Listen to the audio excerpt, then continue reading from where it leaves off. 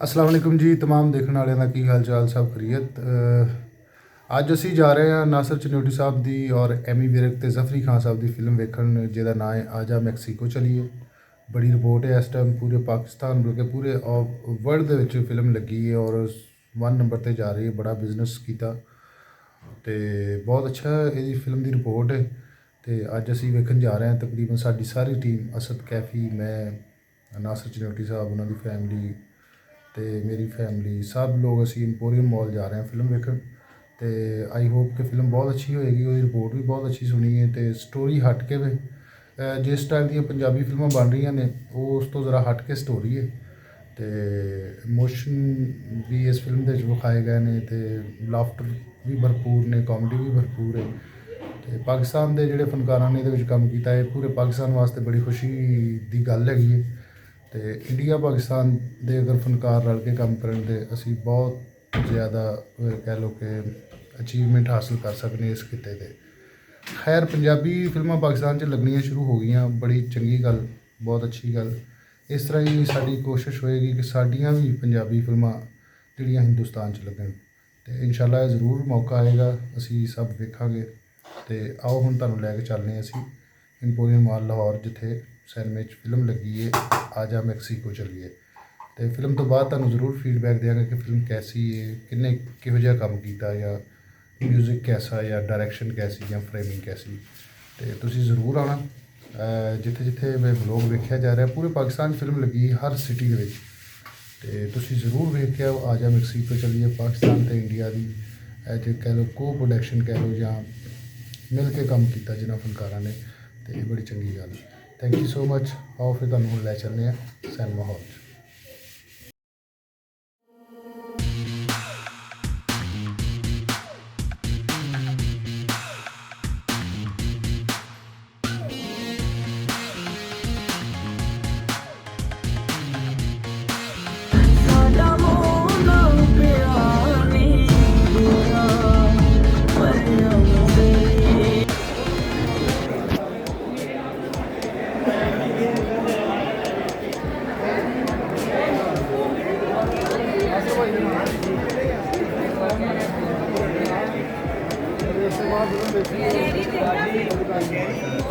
बाहर सैनवे तो बाहर आ यार, बाहर खड़े हैं बाहर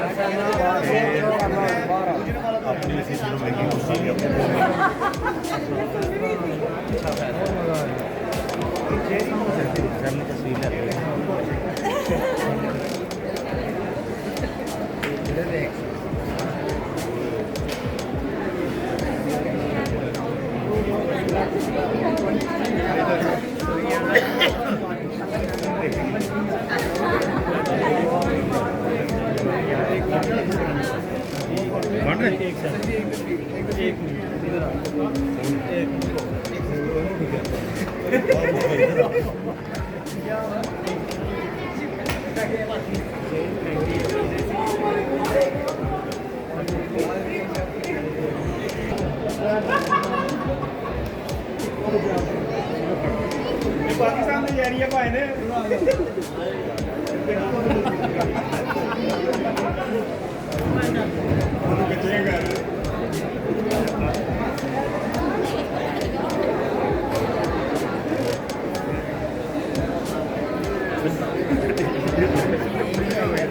कैसे बोले हो कि फिल्म दे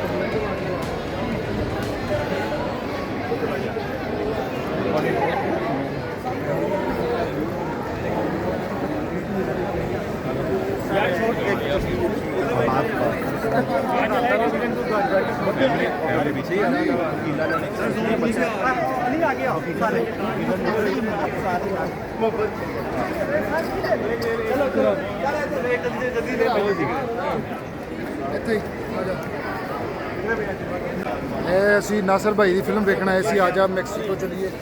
ਤੇ ਇੰਪੋਰੀਅਮ ਮਾਲ ਦੇ ਵਿੱਚ ਬੜਾ ਇੰਜੋਏ ਕੀਤਾ। ਨਾਸਰ ਭਾਈ ਵੀ ਸਾਡੇ ਨਾਲ ਨੇ ਤੇ ਬੜਾ ਫਿਲਮ ਦੇਖੀ। ਹਾਂਜੀ ਭਾਈ, ਤੁਹਾਡੀ ਫਿਲਮ ਭਾਈ ਬਹੁਤ ਵਧੀਆ ਸੀ, ਅੱਲਾ ਦੀ ਕਸਮ। Thank you Babbu. ਬਹੁਤ ਮੁਬਾਰਕ, ਸਾਡੇ ਸਾਰੇ ਪਾਕਿਸਤਾਨ ਦੀ ਸ਼ਾਨ।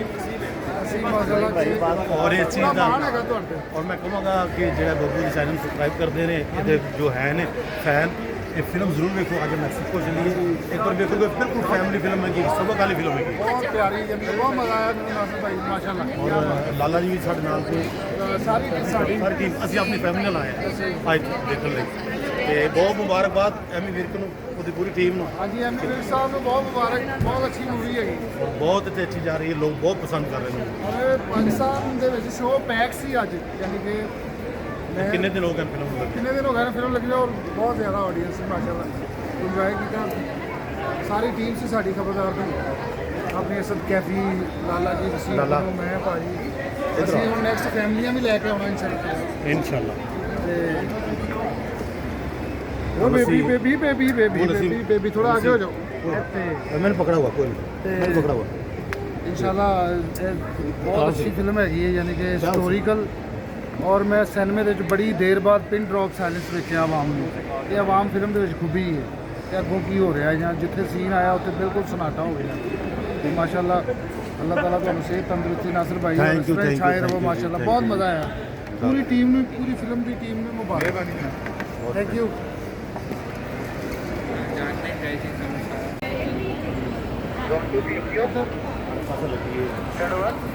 ਪੂਰੇ ਪਾਕਿਸਤਾਨ 'ਚ ਲੱਗੀ ਹੋਈ ਔਰ ਪੰਜਾਬ ਪੂਰੇ ਹੁਣ ਤੇ ਸਿਨੇਮਾ ਹੀ ਬਦਲ ਗਿਆ ਪਾਕਿਸਤਾਨ ਦੇ ਵੱਡਾ ਦਾਦਾ ਦਾ ਜ਼ੋਨ 2 की तरफ से एग्जिट कर रहे हैं।